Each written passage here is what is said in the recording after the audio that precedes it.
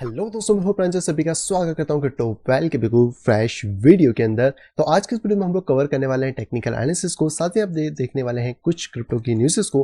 तो वीडियो को बिल्कुल भी मिस आउट मत करिएगा। चलिए फटाफट से वीडियो को लाइक कर दीजिए, चैनल को सब्सक्राइब कर लीजिए और वीडियो को शेयर करना बिल्कुल भी ना भूलें। इसी के साथ दोस्तों, अगर आप टेक्निकल एनालिसिस को इन डेप्थ डिटेल के अंदर सीखना चाहते हैं तो आप यहाँ पे ज्वाइन कर सकते हैं मेरे इस टेक्निकल एनालिसिस कोर्स के अंदर, जिसकी अधिक जानकारी आपको वीडियो के नीचे डिस्क्रिप्शन बॉक्स में देखने के लिए मिल जाएगी। लेकिन इस कोर्स के अंदर आप पर्टिकुलरली सिर्फ क्रिप्टो ही नहीं बल्कि फॉरेक्स, कमोडिटी, स्टॉक के बारे में भी सारी जानकारी ले सकते हैं। और ये एक पर्टिकुलर कोर्स है, आप सभी मार्केट के अंदर अपनी स्किल्स को बूस्टअप यहाँ पे कर सकते हैं। वीडियो के जस्ट नीचे डिस्क्रिप्शन बॉक्स में लिंक दी गई है, वहां जाके आप अधिक जानकारी यहाँ पे ले सकते हैं और इस कोर्स को डायरेक्टली बाय यहाँ पे कर सकते हैं। चलिए सबसे पहले आते हैं हम लोग आज के इंपॉर्टेंट इवेंट्स यानी कि टेक्निकल एनालिसिस के ऊपर, जो कि है बिटकॉइन इथेरियम का। हालांकि अगर बात करी जाए तो देखिए मार्केट के अंदर बहुत कुछ ज़्यादा मोमेंटम नहीं हुआ है।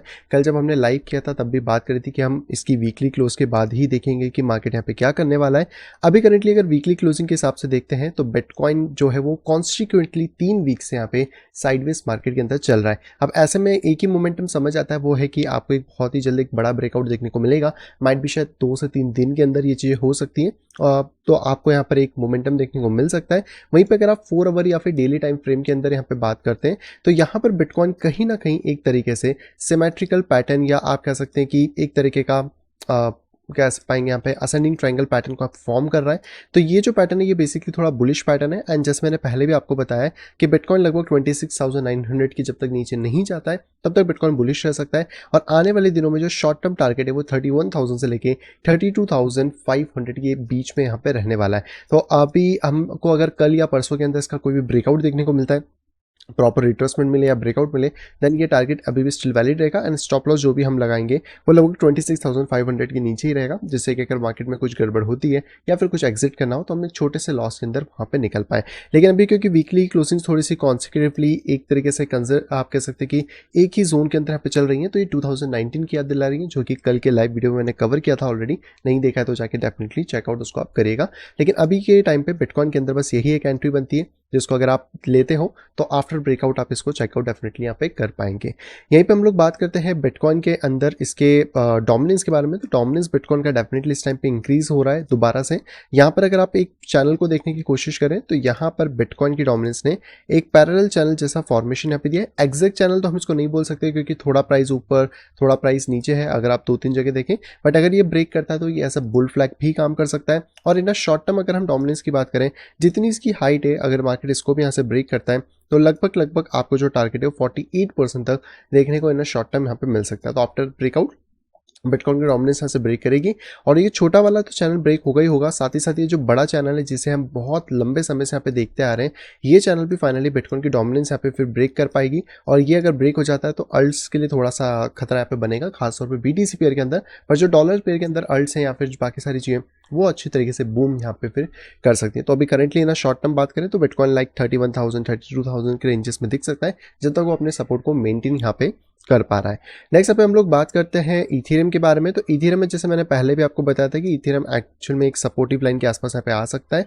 तो यहाँ पर अभी भी मेरी थोड़ी एक्सपेक्टेशन है इथेरियम से कि मार्केट अगर थोड़ा बहुत नीचे आता है, बिटकॉइन अगर पंप कर गया तो इथेरियम डेफिनेटली वहाँ पे पंप करेगा। और अगर इस लाइन को हम यहाँ पे देखें तो इथेरियम ऑलरेडी इस ट्रायंगल को ब्रेक करके रिट्रेसमेंट की जोन के आसपास खड़ा है, तो ज़्यादा चांसेस बनते हैं कि इथेरियम यहाँ से एक अच्छा खासा मोमेंटम ले ले। बट इथेरियम की एक शंघाई अपडेट है जो कि यहाँ पे आने वाली, जिसके बाद इथेरियम के अंदर जो अनलॉकिंग्स हैं जो कि उन्होंने स्टेक्स पे डाले थे वो अनलॉक हो सकते हैं। कितने परसेंटेज तक होंगे ये भी कह पाना थोड़ा सा मुश्किल है, लेकिन मेजोरिटी यहाँ पे चीज़ें ये हैं कि यहाँ पे आपको अनलॉकिंग देखने को मिलेगी। और उसी की वजह से अगर कोई सेलिंग प्रेशर बनता है इन शॉर्ट टर्म सेंस तो हमारे पास 2 सपोर्ट जोन है। सबसे पहला है 1785 और सेकंड है यहाँ पे 1698। लेकिन यहाँ पे अभी भी प्राइस के अंदर कुछ इतनी क्लियरिटी नहीं है। आप इसको एज अ शॉर्ट टर्म अगर कोई सपोर्ट देखना चाहते हो तो वो अभी जहाँ पे करंट प्राइस है यहीं पे है, यानी कि अगर यहाँ से कोई बाउंस आता है तो ना शॉर्ट टर्म मार्केट हो सकता है पहले 2000 जाए और उसके बाद हम लोगों को कोई ना कोई करेक्शन मार्केट में देखने को मिले, जो इस तरीके से भी ये प्ले आउट कर सकता है। तो अगर इस तरह का कुछ प्ले आउट मोमेंटम होता है तो आपको एक राइजिंग वेज मिलेगा, थोड़ा सा ब्रेकडाउन मिलेगा एंड मार्केट फिर वापस से ऊपर जाना यहाँ पे स्टार्ट कर सकता है। तो आप इथेरियम के ऊपर थोड़ी सी नजर रखो, देखते हैं कि यहाँ पे किस तरीके से मार्केट मोमेंटम यहाँ पे क्रिएट कर पाता है। यहीं पे बात करते हैं हम लोग इथेरियम के पास सीएमई चार्ट के बारे में, क्योंकि बिटकॉइन में तो अभी कोई गैप नहीं थी, बस सीएमई चार्ट में इसमें एक गैप है जो लगभग आपको 1437 से लेकर 1513 के आसपास देखने को मिलती है। तो ये गैप हो सकता है कि अभी जो शंघाई हार्डफोर्क आने वाला है उसके से जो भी नेगेटिव न्यूज़ आती है मार्केट में, या अगर मार्केट में स्टेकिंग ज़्यादा होती है तो यहाँ पे लगभग ये इथेरियम के अंदर 20% तक का ड्रॉप हमें देखने को मिले। और इसी ड्रॉप की बात कर रहा हूँ, ये 2000 जाके भी ड्रॉप कर सकता है, यहाँ से भी ड्रॉप कर सकता है। और अगर ये ड्रॉप होता है तो मार्केट में आपको एक हेल्दी करेक्शन मिल जाएगा, जिसके बाद वापस मार्केट रिकवरीज करना स्टार्ट यहाँ पे कर देगा। नेक्स्ट बात करते हैं लाइटकॉइन के बारे में। लाइटकॉइन अपनी ट्रेंड लाइन को ब्रेक तो किया, लेकिन पूरी तरीके से साइडवेज हो चुका है, तो इसके अंदर अभी हम कोई भी ट्रेड प्लान नहीं करेंगे। एंड जैसे मैंने पहले भी कहा था, इसको थोड़ा सा हम दोबारा से रीड्रॉ कर लेते हैं कि मार्केट के अंदर यहाँ पे एक्चुअल में सिचुएशंस क्या चल रही हैं, ताकि हमें ये पता पड़ सके कि नई वीक के साथ कुछ नई पॉसिबिलिटीज़ हम लोगों को देखने को मिलती हैं या फिर नहीं। लाइटकॉइन की इस साल ही हमें हाल्विंग देखने के लिए मिल जाएगी 2023 के अंदर, और ये एक्चुअल में बहुत ज़्यादा क्लोज है अपने एक प्राइस टारगेट को लेके। तो यहाँ पर हम एक्सपेक्ट करेंगे कि मार्केट जो है वो जल्दी इसको अपर की तरफ खींचना स्टार्ट करे। बिटकॉइन ऊपर जाता है तो डेफिनेटली लाइटकॉइन में भी आपको एटलीस्ट शूट आउट 102 तक देखने को मिल जाएगा। तो अभी करंट जो हमारे पास रेजिस्टेंस जोन है वो है लगभग 102 से 104 के बीच में। इसको क्लियर करना लाइटकॉइन के लिए इंपॉर्टेंट रहेगा। अगर ये क्लियर हो जाता है तो आप इसमें एक अच्छा खासा बूम दोबारा देख सकते हैं लाइटकॉइन के अंदर। एटलीस्ट इसका जो लास्ट हाई है ये आपको माइट भी हो सकता है कि हाल्विंग के पहले थोड़ा सा प्राइस के अंदर एक अच्छा मोमेंटम मिले, जो इसके लास्ट है ये वाला जो 280 यहाँ तक फिर पहुंच पाए। तो जनरली इसकी हाल्विंग हगर्स के आसपास ही रहती है, तो आप इसको डेफिनेटली वहाँ पे चेकआउट कर सकते हैं। यहाँ पे मैं ट्रेंड लाइन तो नहीं लगाऊंगा, क्योंकि ट्रेंड लाइन यहाँ पे आई डोंट थिंक इतना सेंस बना पाएगी किसी भी चीज़ में। लेकिन आप अगर इसको पैरेलल सेंस में देखने की कोशिश करें तो यहाँ पर एक पैरेलल मार्केट जा सकता है, और ये पैरेलल मार्केट के लिए जो सपोर्ट है वो अराउंड $75 के आसपास अभी हमें देखने को मिल रहा है। तो इसके प्राइस को थोड़ा इवॉल्व होने देते हैं, देखते हैं कि हमें कौन सी रेंजेस यहाँ पे बेटर मिल पाएंगी। और अगर करंट सपोर्ट की भी हम लोग बात करें कि लाइटकॉइन के अंदर एटलीस्ट कौन सा सपोर्ट यहाँ पे हो सकता है, तो ये जो सपोर्ट जोन है ये अराउंड 73 76 यानी कि वही 75 के आसपास आ रहा है, जो जस्ट अभी हम लोगों ने इस पॉइंट पे यहाँ पे देखा था। नेक्स्ट हम लोग बात करते हैं बीएनबी के बारे में। तो बीएनबी अपने मेजर रेजिस्टेंस को ब्रेक नहीं कर पाया है, इसको भी हम रिमूव करके वापस से ड्रॉ कर लेते हैं। तो ये है बीएनबी का एक मेजर रेजिस्टेंस। डाउनवर्ड के हिसाब से अगर बात करें तो बीएनबी ने थोड़ा सा जंप ऑफ अच्छा लिया, लेकिन मार्केट फिर से एक्यूमुलेट हो रहा है। इन अ शॉर्ट टर्म मार्केट के लिए यही वाला सपोर्ट है 300 के आसपास का, इसको ब्रेक नहीं करना चाहिए, जिसको हम पहले से भी यहाँ पे लेके चल रहे हैं। तो ये वाला एक इंपॉर्टेंट सपोर्ट हो जाता है 300 टू $99 जो भी आप देखते हैं। इसके ऊपर जब तक बीएनबी है आप बुलिश रह सकते हो। एंड जैसे मैंने पहले भी कहा था, ये बड़ा सा कोई सा पैटर्न यहाँ पे ड्रॉ कर रहा है, और इसके मैक्सिमम चांसेस हो सकते हैं कि एक असेंडिंग ट्रायंगल ही हो। तो इस केस में यही हो सकता है कि मार्केट थोड़ा बहुत अगर नीचे टच करे और फिर से बाउंस बैक देता है तो आपको एक अच्छा खासा ब्रेकअप देखने में यहाँ पे मिल सकता है। नेक्स्ट अब बात करते हैं एक्सआरपी के बारे में। तो एक्सआरपी भी थोड़ा सा करेक्शन नीचे की तरफ कर रहा है। पहले हम लोगों ने बात करी थी कि माइट भी पॉसिबल है कि एक्सआरपी पूरा नीचे तक आ जाए, जो इसका एक सपोर्ट जोन यहाँ पे बन सकता है, और अभी भी वो चीज़ें हमें कंटिन्यू होती हुई मिल रही हैं। क्योंकि इसके अंदर जो प्राइजेस हैं, अगर मैं इस वाले पैटर्न को अभी के लिए हटा देता हूँ तो यहाँ से अगर हम देखने की कोशिश करें तो एक्सआरपी के अंदर आपको एक ट्रायंगल देखने को मिल जाता है, और ये ट्रायंगल अभी अगर नीचे की तरफ ब्रेक करता है अपने सपोर्टिव जोन, जो कि आपको इस पॉइंट पे देखने को मिलेगा, currently it's local supportive zone 0.4949 के आसपास में, तो आपको मार्केट के अंदर और क्रैश मिल सकता है 0.44 के करीबन। उसके बाद फिर एक्सआरपी में आप दोबारा से रैली एक्सपेक्ट यहाँ पे करके चल सकते हैं। तो मेरे लिए जो बेटर जोन है वो यही वाला है। इस वाले सपोर्ट तक अगर एक्सआरपी आता है तो ये वेल एंड गुड कंडीशन होगी, जहाँ पे कि आपको एक्सआरपी में माइट पॉसिबल है कि उस टाइम पे अगर कोई बाइंग अपॉर्चुनिटी मिलती है तो इसी जोन से हम उसको देख के यहाँ पे चल सकते हैं। नेक्स्ट हम लोग यहाँ पे बात करते हैं डॉट के बारे में। डॉट का फाइनली जो राइजिंग वेज है वो नीचे की तरफ ब्रेक हो गया है, कंसोलिडेशन मोड के अंदर है, तो चांसेस यही रहेंगे कि थोड़ा बहुत नीचे की तरफ प्राइस आ जाए। और ये जो इसका एक सपोर्टिव जोन है 5.7 टू 5.8 के आसपास, ये जोन रहेगा जहाँ पे कि हम पहले थोड़ी सी नज़र यहाँ पे रखने वाले हैं डॉट टोकन के ऊपर। नेक्स्ट यहाँ पे बात करते हैं नियो के बारे में। तो नियो में हम लोगों ने जो एक्सपेक्टेशन पहले से रखी हुई थी कि मार्केट थोड़ा बहुत करेक्शन ले सकता है, स्टिल यहाँ पे एक रेजिस्टेंस लाइन है जो कि इसको अभी भी रेजिस्ट कर रही है, और शॉर्ट टर्म में यहाँ पे आप कोई भी ट्रेंड लाइन ड्रॉ कर सकते हो। बट अभी के हिसाब से तो हम थोड़ा बहुत डाउनवर्ड मोमेंटम एक्सपेक्ट कर रहे हैं, जिससे कि अगर प्राइस नीचे आता है तो $10 टू 9.6 के बीच में आने के बाद ही बाउंस बैक हमें देखने को मिले।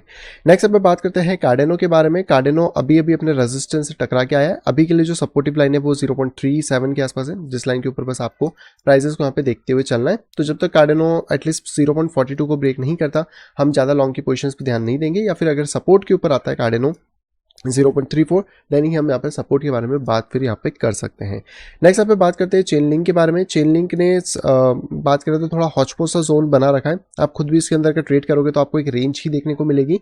करंटली यहाँ पे एक छोटा सा पैटर्न बनता हुआ सा दिख रहा है, एग्जैक्ट पैटर्न नहीं है, लेकिन अगर आप इसको थोड़ा फॉलिंग वेज जैसा लुकआउट देखें तो ये आपको बनता हुआ मिल सकता है। तो मार्केट अगर यहाँ से बाउंस बैक दे, इसको ब्रेक करे, तो डेफिनेटली आपको एक ट्रेड के लिए जोन मिलेगा, बट अभी के लिए तो कोई भी ट्रेड जोन यहाँ पे नहीं बनता है।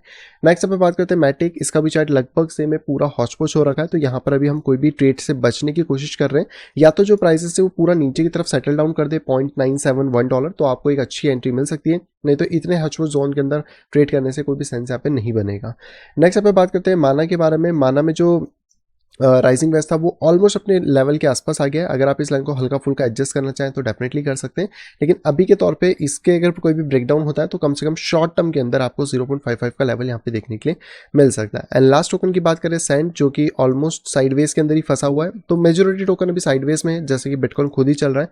तो यहाँ पे जब तक ये आपका 0.69 या 0.70 को ब्रेक नहीं करता, एक्सपेक्ट नहीं करेंगे कि प्राइस एकदम से यहाँ पर कुछ भी ऊपर की तरफ जाए। अभी तो हम ये एक्सपेक्ट करके चल सकते हैं कि मार्केट इस जोन से एटलीस्ट पहले बाहर निकले, जिससे कि हम लोग इसको यहाँ पर इसी तरीके से वर्क भी कर पाएँ।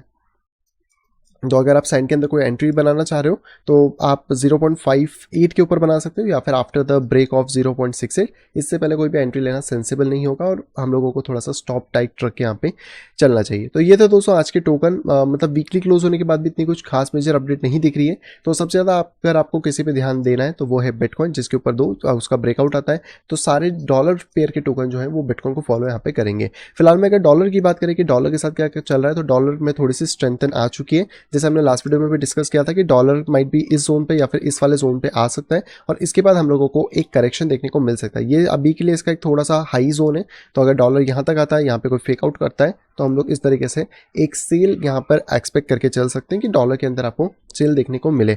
और डॉलर में अगर सेल आता है तो बिटकॉइन बम्प होगा। बिटकॉइन की मतलब थोड़ा सा रिवर्स और कह सकते हैं कि अपोजिट डायरेक्शन में दोनों ही मार्केट्स यहाँ पे वर्कआउट भी करते हैं।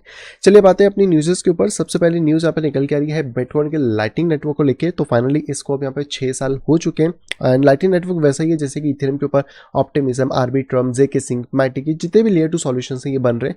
उसी तरीके से बिटकॉइन के ऊपर जो लेयर 2 सॉल्यूशन है वो बेसिकली यहाँ पर है आपके पास बिटकॉइन का लाइटनिंग नेटवर्क। हालांकि इसकी कैपेसिटी यहाँ पे बढ़ती जा रही है, तो लोगों का एडॉप्शन, बाकी सारी चीज़ें भी बढ़ रही है, और इसकी बहुत ज़्यादा जो यूटिलिटी हमने जिस देश में देखी है वो है बेसिकली एल साल्वाडोर एंड लुगोन। वहाँ पर ही सबसे ज़्यादा भी लोग इसको यूज़ कर रहे हैं। हमारे पास तो इतना पॉपुलर नहीं हुआ है, लेकिन हाँ मेजोरिटी एक्सचेंजेस जो हैं वो विड्रॉल के टाइम पे लाइटनिंग नेटवर्क को भी प्रेफरेंसेस देना स्टार्ट यहाँ पे कर चुके हैं। इवन दैट इसी चीज़ के बारे में कॉइनबेस के सीईओ से भी पूछा कि भैया आप इसके ऊपर क्यों कुछ नहीं बोल रहे हो, जब बिटकॉइन का लाइटनिंग नेटवर्क इतना फल फूल रहा है, इतना चीज़ें हो रही हैं। तो उनका कहना था कि मैंने ऑलरेडी ट्वीट किया था, बट वो ट्वीट ऑलरेडी डिलीट हो चुके हैं, तो इस बारे में कुछ मिला नहीं है। लेकिन लाइटनिंग नेटवर्क ग्रेट सॉल्यूशन है, और कहीं ना कहीं हम इसको इंटीग्रेट यहाँ पे कर सकते हैं। तो समथिंग इंटीग्रेशन के बारे में बात यहाँ पे चल रही है। दूसरी दोस्तों यहाँ पे खबर आ रही है बिटगेट की तरफ से, जो कि $100 मिलियन का फंड यहाँ पे दे रहे हैं Web3 के फंड, यानी कि क्रिप्टो प्रोजेक्ट्स के लिए। तो अगर आप कोई क्रिप्टो प्रोजेक्ट बना रहे हो जो कि Web3 के ऊपर है, तो जाके फंडिंग के लिए आप अप्लाई कर सकते हो, अगर आप भी फंड के बारे में यहाँ पे प्लान कर रहे थे तो। और इसके साथ सबसे अच्छी बात यह है कि ये सबसे ज़्यादा यहाँ पे ध्यान देने वाले हैं एशियन प्रोजेक्ट्स के ऊपर। इनका फोकस रहेगा कि जो भी टीम एक्सपीरियंस है, जिनके पास एक क्लियर रोड मैप है और यहाँ पर आपको रियल वर्ल्ड की प्रॉब्लम सॉल्व करते हुए मिलती है, उनको ये यहाँ पे फंड करें। तो अगर आपके पास कोई आइडिया है, डेफिनेटली जाओ बिटगेट को अप्रोच करो। मे भी शायद आपको ये इसमें से एक छोटा अमाउंट मिल जाए, जिससे कि आप अपने प्रोजेक्ट को बिल्ड करके Web3 के स्पेस के अंदर कंट्रीब्यूशन यहाँ पे दे सकते हैं। अगली दोस्तों खबर आ रही है FTX की तरफ से। अब ये खबर कैसी है कह नहीं सकता, लेकिन FTX का जो फाइनेंशियल कंट्रोल है वो कहीं ना कहीं यहाँ पे मिक्स वाली फीलिंग थोड़ी सी दे रहा है, क्योंकि यहाँ पे जो इनके कह सकते हैं कि अंदर के एम्प्लॉय या फिर बाकी चीज़ें, उनसे यहाँ पे पूछा गया कि ये FTX को रन कैसे करते थे, क्या क्या चाहिए थी। तो उन्होंने कहा कि भाई 3 कॉलेज के थे स्टूडेंट जो कि इसको बेसिकली यहाँ पे चला थे, जो कि इनएक्सपीरियंस पीपल थे। ऊपर से यहाँ पे जो FTX फेल हुआ था वो बेसिकली फेल हुआ था इनके अकाउंटिंग एंड बाकी सारी चीज़ों की तरफ से, क्योंकि इनको अपनी असेट्स और लाइबिलिटी को मैनेज करते नहीं आता। और ये जो लोग जो सॉफ्टवेयर यूज़ करते थे वो थे गूगल डॉक्यूमेंट, स्लैक, एक्सेल की स्प्रेडशीट, और वो भी शेयर ड्राइव के अंदर। तो कहीं ना कहीं जो एक प्रोफेशनलिज्म होना चाहिए एक बड़ी कंपनी के अंदर वो नहीं था, और कहीं ना कहीं अनमेच्योर तरीके से इन्होंने यहाँ पे सारी चीज़ें करी। इवन दैट ये FTX जो था वो अकाउंटिंग के लिए क्विक बुक को यूज़ करता था, जो कि मीडियम साइज या फिर स्मॉल बिजनेसेस यहाँ पे यूज़ करते हैं। तो ये चीज़ें भी यहाँ पे निकल के आई हैं। अब FTX का क्या होगा क्या नहीं होगा वो तो हमें फ्यूचर में पता पड़ेगा, अभी इसके बारे में कुछ भी सोचना सेंस नहीं बनता। आज की दोस्तों आखिरी खबर आ रही है बेसिकली सुशी स्वैप की तरफ से। सुशी स्वैप के अंदर यहाँ पे इसकी समस्याएं खत्म नहीं हो रही है। अभी तो बेसिकली USA ने इसको यहाँ पे घेर लिया था डाउ के चक्कर में। अब यहाँ पे बात हो रही है कि इसके अंदर से 3.3 मिलियन का फंड यहाँ पे एक्सप्लोइट हो गया, तो इसके अंदर कोई बग था जिसकी वजह से ये पैसा गया। तो यहाँ पे कंपनी है पीक शील्ड, इन्होंने यहाँ पे बेसिकली इसके बारे में बताया, जहाँ पे कि 1800 इथेरियम यानी कि 3.3 मिलियन का लॉस यहाँ पे हुआ है। अब इसका लॉस कौन भरेगा? डाउ के वोटर्स। अगर यूएसए में वो बिल पास हो गया तो हाँ, फिर तो वोटर्स इसमें हिस्सेदार यहाँ पे बन जाएंगे। बट यार ये अच्छा नहीं है, क्योंकि डीफाई प्रोटोकॉल अगर इससे एक्सप्लोर होते रहेंगे तो कहीं ना कहीं यूजर्स के पैसे और जो ट्रस्ट है वो कहीं ना कहीं थोड़ा बहुत लूज तो यहाँ पे होगा ही। आई होप दोस्तों आप सभी को यहाँ पे पसंद होगी। दोस्तों अगर वीडियो को पसंद तो प्लीज वीडियो को लाइक करिएगा। अगर अभी तक अपने चैनल अपने फैमिली या फ्रेंड के साथ शेयर नहीं करा है तो तुरंत जाए शेयर करें, ताकि वो लोग भी क्रिप्टो मार्केट से अपडेटेड रह सके। और अगर आप आए फर्स्ट टाइम चैनल के ऊपर, तुरंत जाइए चैनल को करिए सब्सक्राइब, साइड में देखिए नोटिफिकेशन बेल को दबा के क्लिक करें ऑल के ऊपर, ताकि मेरे आने वाली सभी वीडियो की इन्फॉर्मेशन प्रॉपर टाइम पे पा सकें। तो मैं मिलता आपसे कुछ इंटरेस्टिंग वीडियो के साथ, तब तक have a great day and bye bye.